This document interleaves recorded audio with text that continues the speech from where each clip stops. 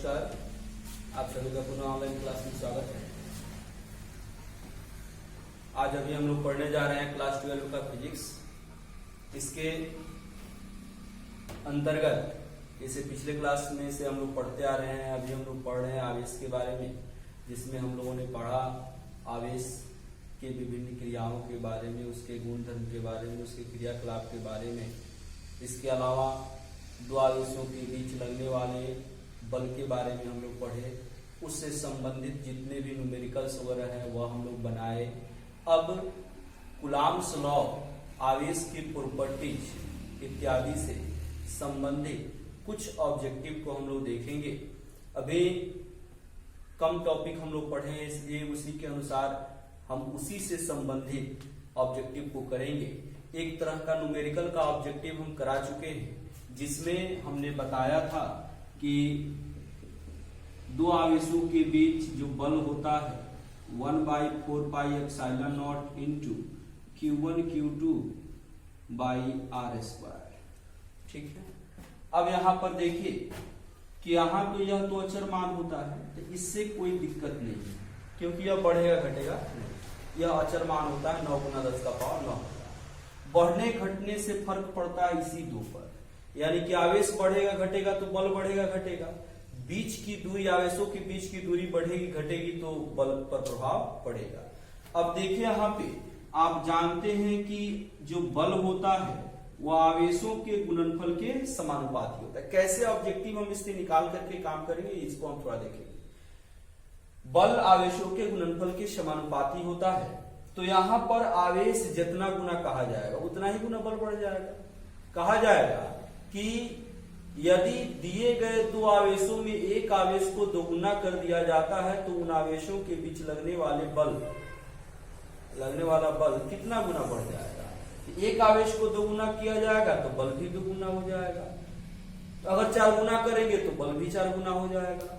अगर कहा जाता है कि एक आवेश को दोगुना कर दिया जाए और दूसरे आवेश को तिगुना कर दिया जाए तो बल कितना गुना हो जाएगा, तो दोनों को गुना कर दें, क्योंकि यह सीधा सीधा समानुपाती, इसमें कोई दिक्कत नहीं होनी चाहिए। और इसके बीच के दूरी के वर्ग के व्युत्क्रमानुपाती है, यानी कि F समानुपाती 1/r²। यानी कि यहाँ पर दूरी अगर कहते हैं कि दोगुना कर दिया जाए तो यहाँ पर दूरी दोगुना कर देंगे तो r का दोगुना हो जाएगा, तो 2r²। यानी कि यहाँ पर रख करके देखेंगे कि वो कितना गुना बढ़ रहा है। अगर आधा करते हैं यानी कि टोटली यह इस कंडीशन पर डिपेंड करेगा कि कैसे इसमें परिवर्तन हो रहा है। यहां से भी यह पूछा जा सकता है कि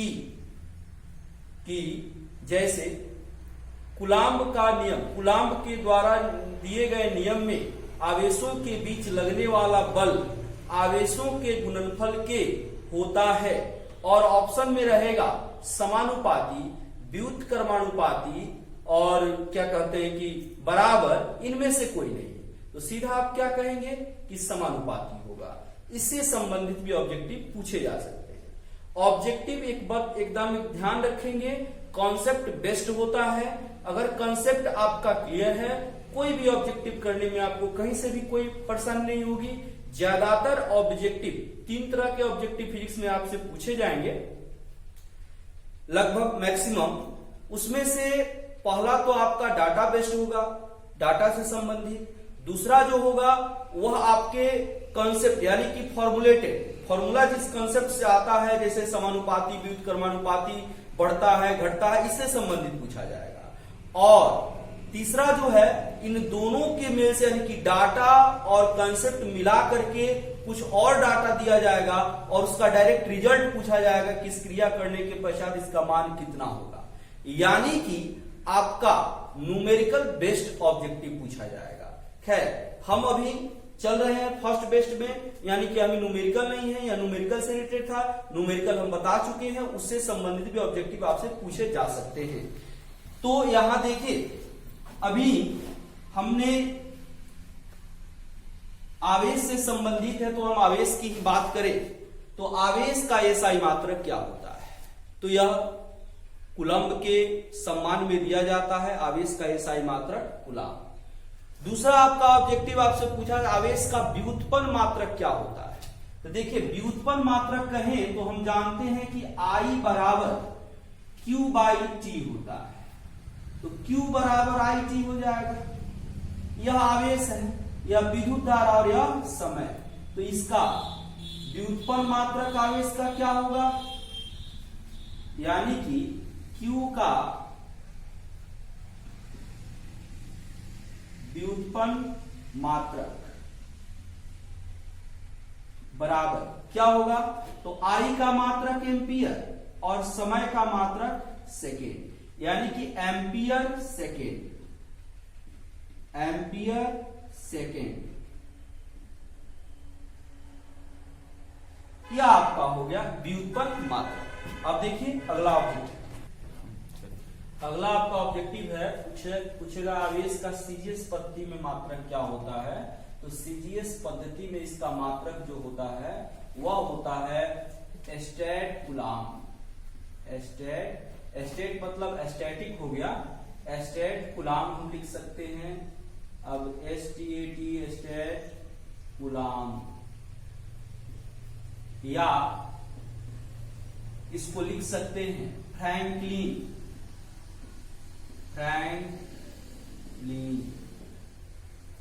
फ्रैंकलिन यह नाम दिया गया है बेंजामिन फ्रैंकलिन के आधार पर। जैसे SI पद्धति में इसका मात्रक होता है कूलाम, तो वह CA कूलाम के नाम पर दिया गया है, चार्ल्स आंगस्टीन कूलाम के नाम पर दिया गया है। वैसे ही बेंजामिन फ्रैंकलिन या आवेश जब पढ़ा रहे थे तो उसमें सारे नामों का चर्चा हम लोग किए हुए हैं। फ्रैंकलिन या ESU इलेक्ट्रोस्टैटिक यूनिट, तो आवेश का सीजीएस पद्धति में ही मान होता है।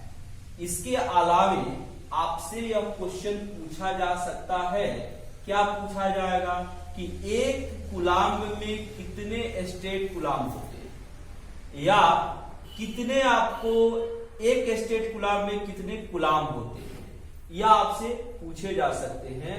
तो देखिए आपसे क्वेश्चन किया जाए कि एक कूलाम में कितने स्टेट कूलाम होते हैं,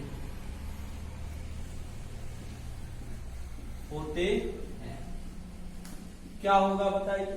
तो एक कूलाम में कितने स्टेट कूलाम होते हैं, तो इसका मात्रा होता है 3 गुना 10 का पावर 9 स्टेट कूलाम। अब देखिए एक कूलाम बराबर इतना स्टेट कूलाम, तो एक स्टेट कूलाम में कितना कूलाम होगा, तो यह गुना उधर जाएगा तो क्या हो जाएगा, भाग हो जाएगा। तो जब हम एक में 3 से भाग देंगे तो 3 दशमलव कुछ इसका वैल्यू आएगा, यानी कि यह मान हो जाएगा। यानी कि आपसे अगला ऑब्जेक्टिव में डाटा पूछा जा सकता है कि एक स्टेट कूलाम में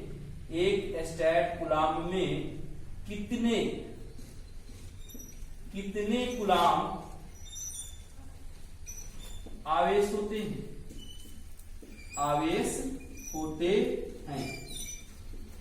यानी कि यह एक कूलाम बराबर इतना स्टेट कूलाम आ गया, तो एक कूलाम बराबर इतना, तो एक स्टेट कूलाम बराबर क्या हो जाएगा, गुना में हो जाएगा तो एक में भाग हो जाएगा, तो एक स्टेट कूलाम में उतना कूलाम आ जाएगा, यानी कि इसका मान हो जाएगा 3.335 गुना 10 to the power -10 कूलाम।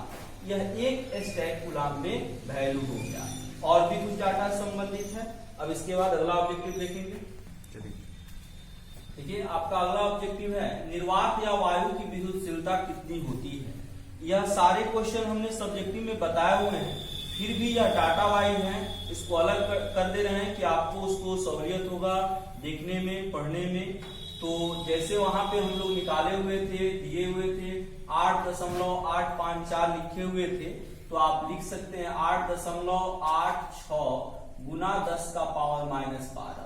वहां पे हमने इसका मात्रक भी निकाला था, तो मात्रक भी इसके साथ लिख सकते हैं। याद कीजिए कि हम लोग जानते हैं F बराबर 1/4πε0 into Q1 Q2 by R²। हमको ε0 निकालना है, तो इसको इधर लाएंगे, इसको इधर लाएंगे, तो क्या हो जाएगा ε0 इज इक्वल टू यहाँ पे एफ इधर आ जाएगा तो 1/4πf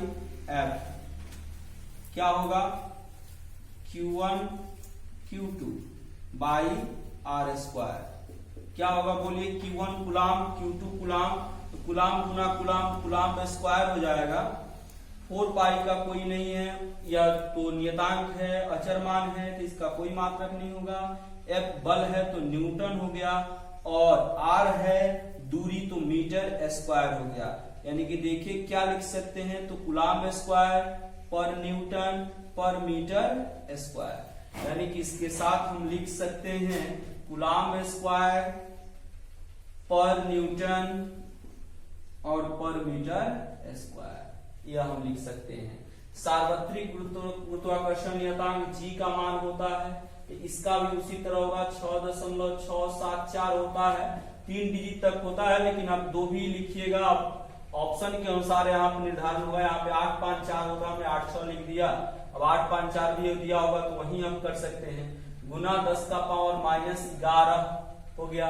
अब इसका मात्रक क्या होता है, तो आप देखिए गुरुत्वाकर्षण बल के लिए होता है F बराबर G m1 m2 by are square. हमको इस G का मात्रक निकालना है, तो G बराबर क्या हो जाएगा F आर स्क्वायर बटा m1 m2, ये हो जाएगा न्यूटन मीटर स्क्वायर पर किलोग्राम स्क्वायर, यह हो गया। यानी कि यहां पर हम लिख सकते हैं न्यूटन मीटर स्क्वायर पर किलोग्राम स्क्वायर। एप्सिलॉन नॉट का मात्रक होता है, तो अभी हमने निकाला कुलाम स्क्वायर पर न्यूटन पर मीटर स्क्वायर।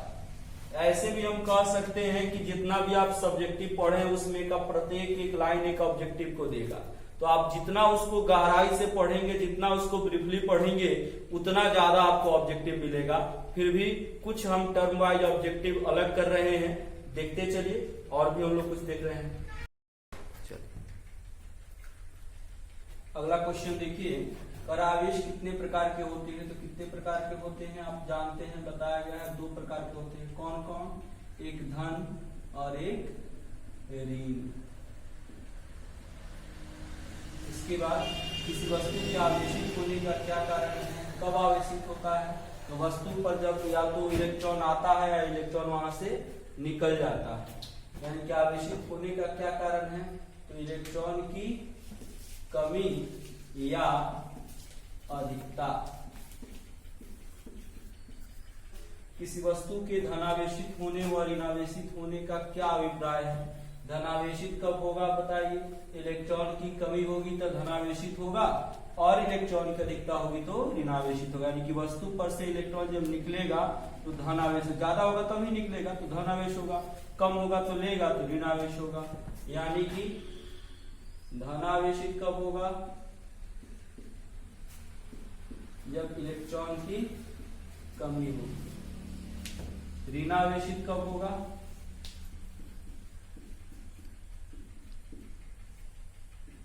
जब इलेक्ट्रॉन की अधिकता होगी।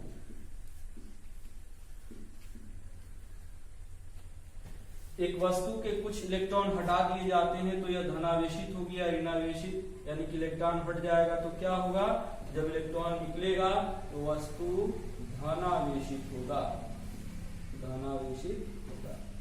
ठीक है, अगला ऑब्जेक्टिव देखेंगे।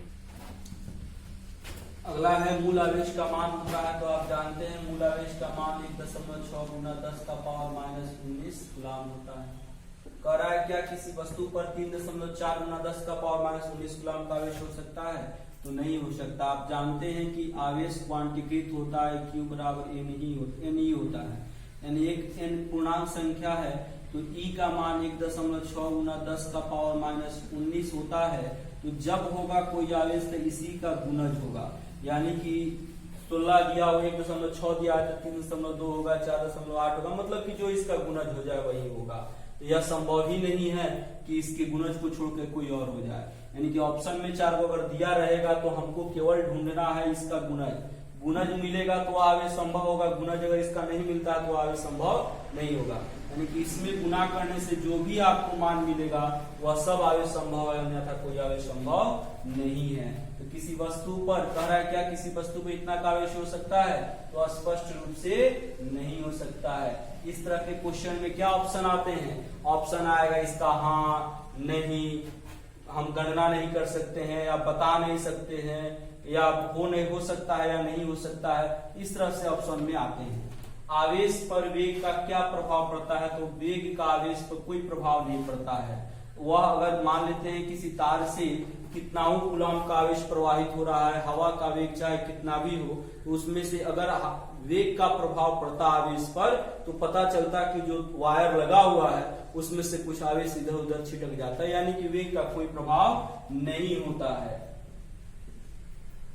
और आवेश किस प्रकार की राशि है, तो आवेश में परिमाण होता है और आवेश में जो इलेक्ट्रॉन गमन करता है यह उच्च विभव से निम्न विभव की ओर गमन करता है। इसलिए इसमें हम कह सकते हैं, अभी आप हम लोग पढ़ेंगे विद्युत धारा में तो इसके बारे में हम लोग जानेंगे, तो इसको हम कह सकते हैं कि यह सदिश राशि है। कहीं कहीं यहाँ पे यह कहा जाता है कि यह दिशाहीन होता है, इसलिए मैंने इसका दिशा नहीं निर्धारित कर सकते हैं। तो उस स्थिति में इसको अदिश कहेंगे जब हम जैसे स्थिर विद्युत में आवेश पढ़ रहे हैं। तो स्थिर विद्युत में आवेश पढ़ रहे हैं तो यहाँ पर वस्तु हो गया और यहाँ पर आवेश आया, कहीं पर भी आवेश आया तो ये तो गमन नहीं करेगा। तो जब धारा विद्युत में आवेश के लिए हम पढ़ते हैं तो वहां पे आवेश की दिशा होती है, क्योंकि वह प्रवाहित हो रहा होता है। और चूंकि यह स्थिर विद्युत में है इसलिए हम कुछ देर यहाँ पे इसको सदिश नहीं कहेंगे, इसको यहाँ पर कहेंगे यह क्या होगा, अदिश। हाँ, अगर यही धारा विद्युत में रहता, जैसे कहा जाता कि स्थिर आवेश, यहाँ पे अगर यह कल्पना आप करते हैं स्थिर आवेश और वह धारा विद्युत के लिए पूछा तो धारा विद्युत, तो वह सदिश हम कह सकते थे, लेकिन यहाँ पे क्या होगा, अदिश होगा। अगला देखते हैं, चलो अगला क्वेश्चन है। आप देखिए, में दो बिंदु आवेश के बीच लगने वाला बल का निर्धारण कीजिए। आप लोग पढ़े हुए हैं कूलॉम बल, जिसमें स्थिर वैद्युत बल का निर्धारण किया गया है। इसका निर्धारण किसने किया था, तो सीए कूलॉम ने किया था। सीए कूलॉम, इसका पूरा नाम भी हमने बताया था, चार्ल्स ऑगस्टीन कूलॉम।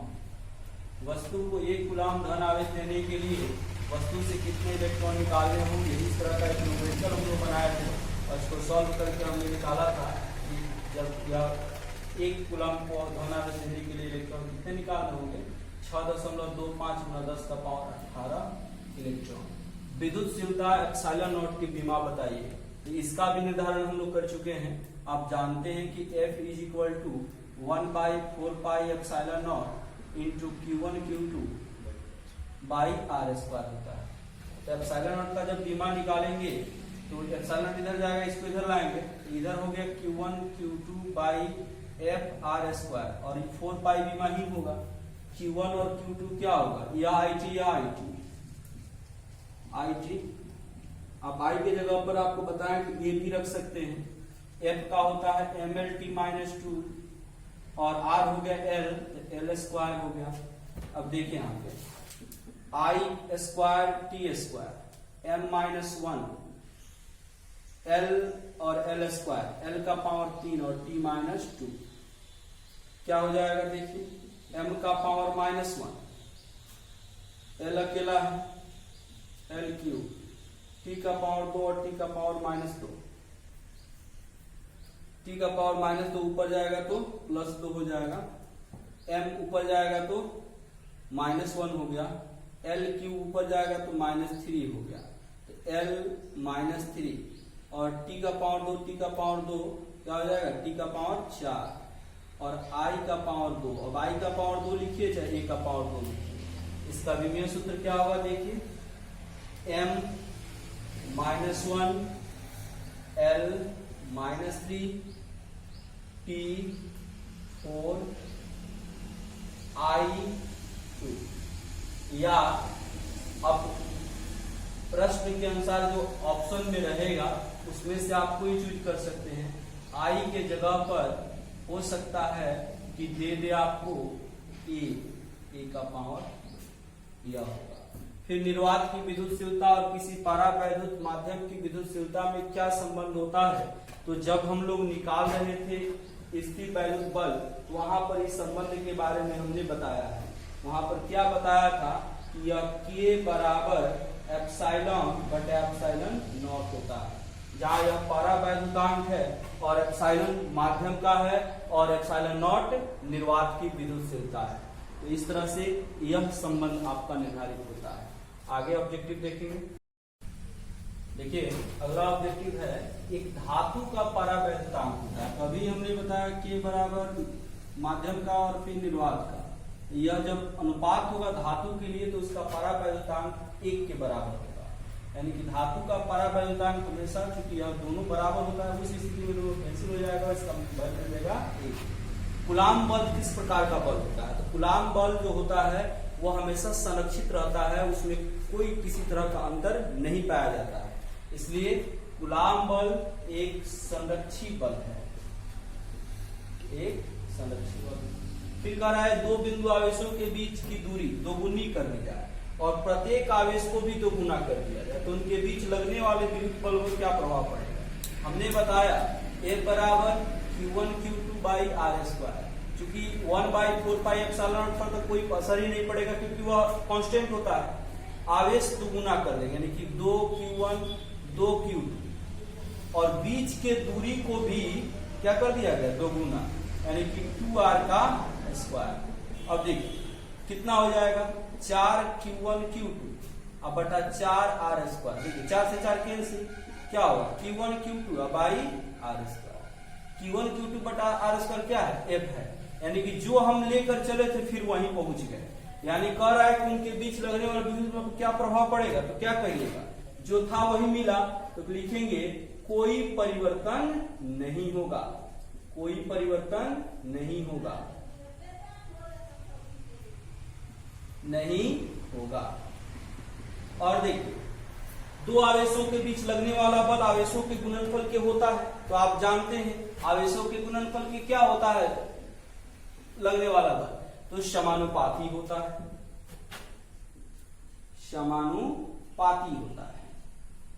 और दो आवेशों के बीच लगने वाला बल आवेशों की बीच की दूरी के होता है, तो बीच की दूरी के वर्ग के व्युत्क्रमानुपाती, वर्ग के व्युत्क्रमानुपाती होता है, यानी कि उल्टा होता है।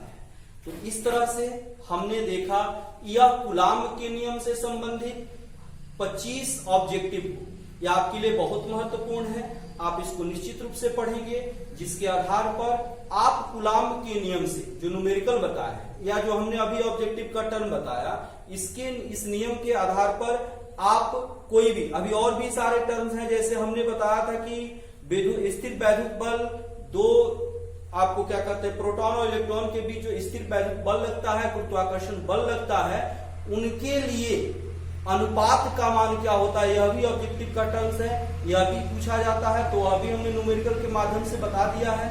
इनके बीच आने वाले मैक्सिमम जितने भी सारे टर्म्स हैं वह सारे हम लोग पढ़ चुके हैं। अगर आप इसका अध्ययन करते हैं तो आप कूलाम के नियम से संबंधित सारे ऑब्जेक्टिव को कर पाएंगे।